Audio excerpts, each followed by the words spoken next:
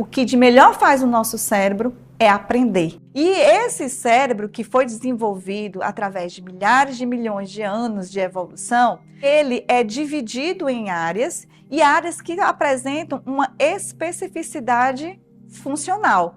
Então, se a gente for perceber nessa imagem, o que eu estava falando, né, de tronco encefálico, cerebelo, e uma porção do diencéfalo, eles são formados, né, bem precocemente dentro da minha evolução enquanto espécie humana. Esse homem das cavernas, se eu for pensar o ambiente que ele vivia nessa época, era um ambiente extremamente ameaçador. Ele não sabia se ele ia ter comida no dia seguinte, porque para ele comer ele tinha que caçar. Não tinha como conservar o alimento, então ele teria que caçar todos os dias.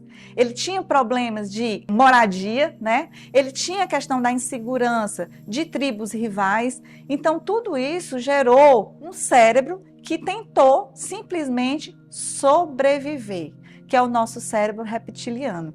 E esse cérebro reptiliano, ele é formado por estruturas muito importantes do nosso encéfalo, onde, por exemplo, na parte mais inferior, que é o tronco encefálico, eu tenho a saída de 10 dos 12 pares de nervos cranianos. E o que são esses nervos cranianos? São nervos que estão relacionados com a questão do movimento do meu globo ocular, da função das minhas vísceras, da percepção da minha face, do movimento da minha língua, da questão do controle da minha frequência cardíaca, frequência respiratória, e também ela é uma área que centralmente no tronco encefálico eu tenho uma estrutura que é chamada de formação reticular.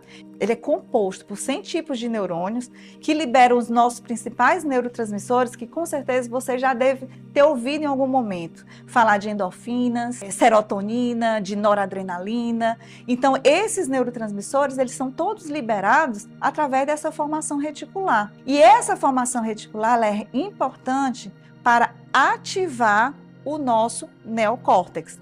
Ou seja, todas as vezes que esse tronco encefálico ele for acionado e liberar esses neurotransmissores, ele tem como função disparar o nosso neocórtex. Por quê? Porque eu preciso sobreviver. Logo acima, vocês estão vendo essa área, né, vermelhinha, vocês estão vendo que ela circunda o tronco encefálico. Essa área é chamada de sistema límbico ou sistema das nossas emoções. Então, quando o homem, esse homem das cavernas, ele começou a viver em sociedade, começou a formar suas tribos, começou a criar vínculos emocionais, essa área começou a ser desenvolvida. E, posteriormente, veio o neocórtex. Então, o neocórtex, que é a área onde tem todas as nossas funções cognitivas, que tem uma área extremamente importante, que é o nosso córtex pré-frontal, que é responsável pela nossa tomada de decisão, nossas escolhas, a transformação de uma memória recente para uma memória de longo prazo. Então, tudo isso veio muito depois da nossa evolução. Então, quando a gente pensa nesse cérebro reptiliano, que ele só entende que ele precisa sobreviver, ele só entende que ele tem que buscar segurança, o bem-estar, todas as vezes que ele for acionado, ele vai responder ativando muito fortemente tanto o sistema das emoções quanto o neocórtex. Mas aí, quando ele ativa, ele não deixa o neocórtex para ele fazer a sua principal função, que é trabalhar com a sua razão.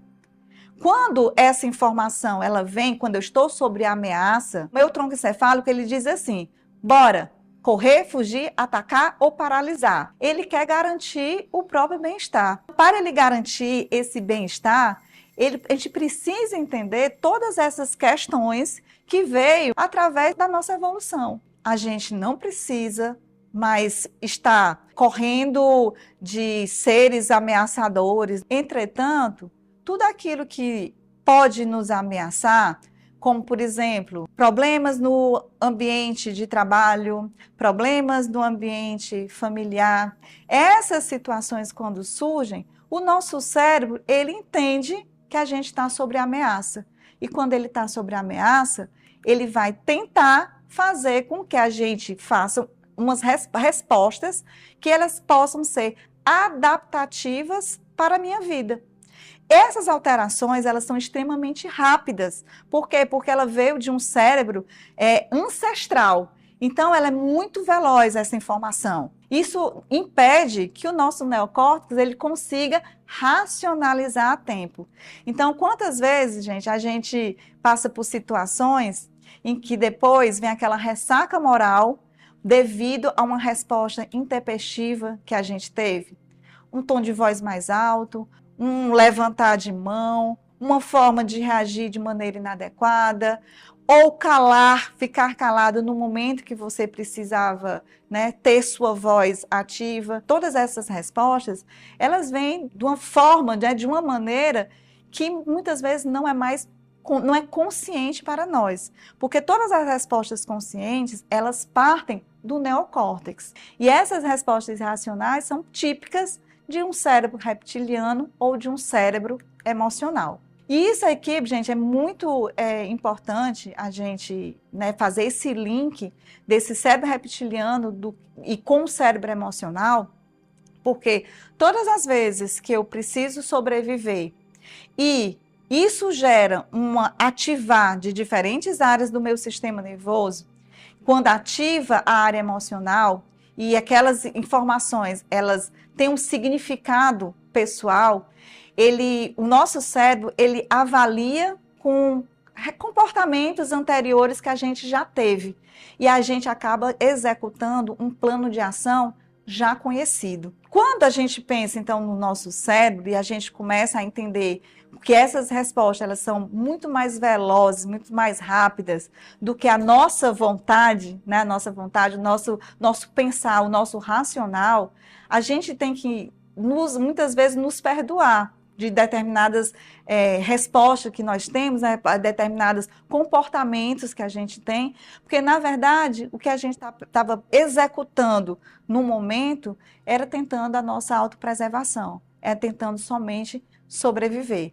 Mas isso, a gente não é refém do nosso cérebro reptiliano e do nosso cérebro emocional, né? Hoje a gente sabe que a gente pode adotar estratégias, né, para que a gente consiga modificar comportamentos ou hábitos que já estão extremamente bem enraizados na gente, né?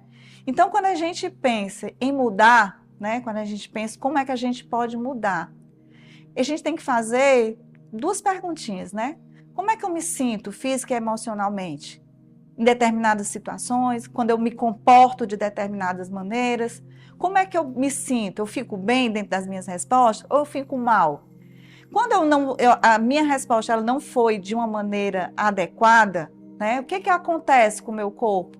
O meu corpo, eu começo a pensar sobre a minha ação.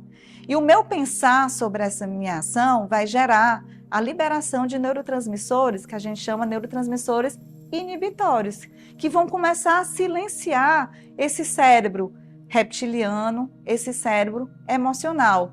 E ele vai silenciar também a ativação dessa resposta motora, que é resultado de todo o estímulo sensorial que passa através do nosso sistema nervoso.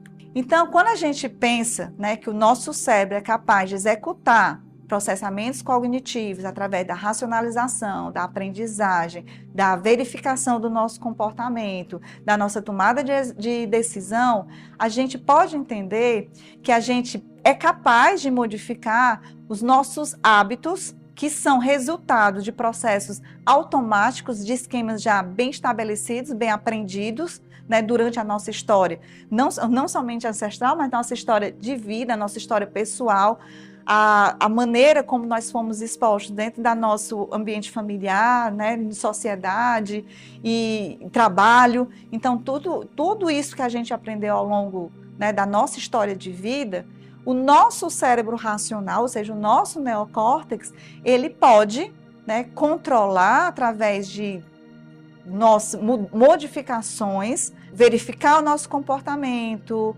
mudar os nossos hábitos. Isso tudo leva a um gasto de energia. E a gente já entendeu que o nosso cérebro, ele não quer gastar energia, ele quer ficar em repouso. Mas a gente tem que fazer isso como disciplina, né? Não como uma coisa que seja dura para a gente, mas que a gente, esse treinamento do nosso cérebro, ele tenha que ser como um hábito de disciplina. Como, por exemplo, quando a gente... muitas vezes a gente se matricula em academias, né? Se propõe, eu vou fazer 1 ano de academia. A gente vai com maior boa vontade, a gente se matricula, né? E às vezes o que acontece? A gente começa 1 semana, 2 semanas, a terceira eu já estou cansada, a quarta não, quando eu estiver melhor, e quando você acaba não fazendo, né, um novo hábito. Isso aí acontece por quê? Porque o cérebro, ele vai querer ficar em repouso. Mas a gente tem que fazer esse treinamento até isso mudar o nosso comportamento. E quando muda o nosso comportamento, gira uma nova área de conforto para o nosso cérebro. E ele vai entender que aquela situação agora é a nossa nova zona de conforto, né? E para isso também, gente, a gente precisa entender que para melhorar, né, todo o nosso neocórtex, é super importante a gente ter uma coisa que se chama enriquecimento ambiental.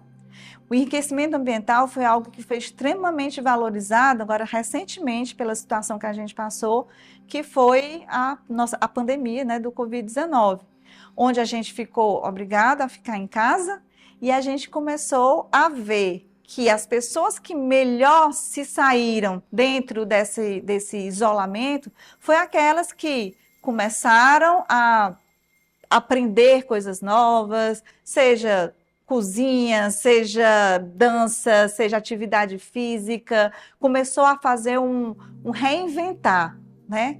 As pessoas que começaram a fazer esse tipo de automotivação foram aquelas que se saíram melhor. Então, todas as vezes que eu tenho que fazer alguma atividade, né, seja ela uma atividade repetida, uma atividade nova, como aprender a dançar, né, aprender técnicas novas, né, uma língua nova, todas as vezes que eu me proponho a isso, é extremamente importante que, para eu ter, né, essa mudança comportamental, eu ter um sistema atencional focado para isso, ou seja, eu estar presente naquela atividade que eu vou executar, fazer o que eu quero, fazer o que eu amo, ou seja, eu estar comprometida com isso, com o meu bem-estar. E a outra coisa é a motivação. Estar motivado não é algo fácil, não é algo que todos os dias, né, a gente vai acordar e eu vou dizer, estou motivado para fazer isso. Mas a motivação ela é extremamente importante para a gente fazer um novo hábito, ou seja, a gente treinar o nosso cérebro, né, nesse momento de treinamento, esse momento de modificação anatômica e funcional desse sistema nervoso, é extremamente importante essa motivação inicial, porque depois que a gente entra, né, na repetição, eu não preciso mais estar motivado, porque eu já estabeleci o que a gente chama de consistência, a disciplina. A gente tem uma pirâmide, né, que chama hierarquia das necessidades, que diz o seguinte: a gente só pode estar no momento de autorrealização quando, inicialmente, eu garanto as minhas necessidades básicas, né, a minha alimentação, meu sono, a proteção contra os perigos, que é a necessidade de segurança, moradia, necessidades sociais, ou seja, pertencer a um determinado grupo, necessidade de estima, né, você ser apreciado, né, respeitado. Depois que eu tenho essa base toda bem estabelecida, é o momento em que eu chego na minha alta performance, né? na questão de eu poder pensar na minha autorrealização. É nesse momento que eu vou concretizar as minhas potencialidades individuais. Não é fácil, né, a gente pensar que eu preciso garantir todas essas necessidades para depois eu chegar no que eu chamo de autorrealização. Não é um processo que a gente adquire de uma maneira tão rápida. Por quê? Porque a gente precisa passar por determinadas circunstâncias, cada um tem a sua história de vida, cada um tem uma forma como se expõe e cada um também reage a esse cérebro reptiliano e emocional de acordo com a sua história prévia de vida. E isso é individual. Então, não é uma receita de bolo. Então, para isso, a gente tem que entender que as nossas preocupações, nossos medos excessivos, nossa visão irreal dos nossos problemas, inquietação ou sensação de estar sempre nervoso, irritabilidade, tudo isso daí vai gerar um desconforto físico, que pode se repercutir com tensão muscular, dor de cabeça, sudorese, aumento de pressão arterial, aumento de frequência respiratória. Todas essas questões emocionais, elas geram respostas físicas, elas são sentidas, elas são percebidas no nosso corpo.